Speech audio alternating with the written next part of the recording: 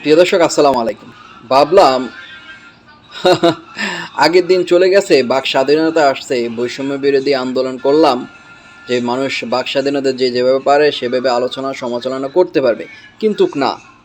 তো যে কথাটা মূল বিষয়টা, এই একটা কমেন্ট পড়ব, তারপরে আলোচনা করব।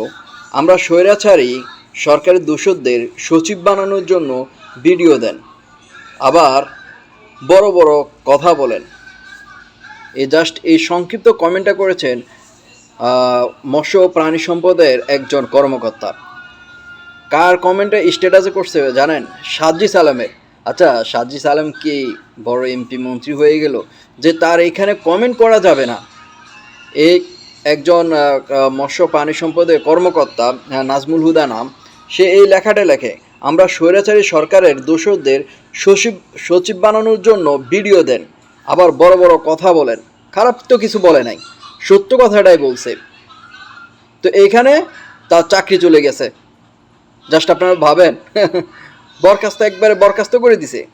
শুধু তাই নয়, আরও 5 কর্মকর্তা, পানি সম্পদ অধিদপ্তরের আরও 5 কর্মকর্তা জাস্ট স্যাড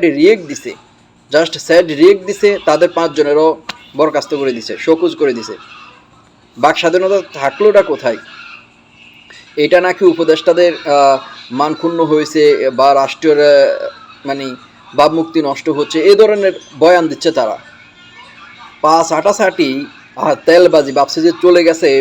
আগে সরকার যা যা করছে, যে পা ছাটা তেল মারা, ওইসব চলে গেছে। এখন ডক্টর ইউনূস সরকার মনে করছি যে ভালো কিছু উপহার দেবে, কিন্তু না। এই যে পা ছাটা তেল বাজা, আবার এই পা ছাটা তেল বাজা কারা?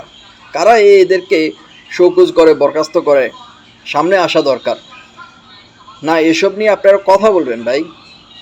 অন্যায়কে যদি এভাবে প্রশ্রয় দেন, জাস্ট আপনি কমেন্ট করতে পারবেন, আপনি নিজের টাকা নিজের এমবি কিনি, আপনি কথা বলতে পারবেন না। আগে এরকম বাক স্বাধীনতা ছিল, মানে মুখ বন্ধ ছিল 16-17 বছর আওয়ামী লীগ সরকার ছিল, কেউ কোনো কথা বলতে পারে নাই।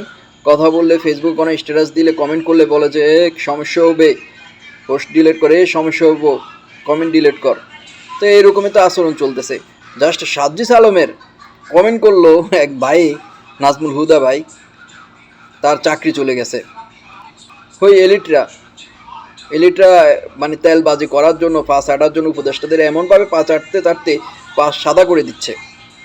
তেলবাজিটা বন্ধ করেন। মানুষের বাক স্বাধীনতার উপরে কেউ এই ধরনের কাজ করবেন না।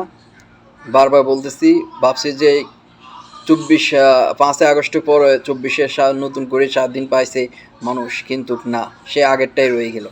তো মতামত কোন মন্তব্য আপনাদের?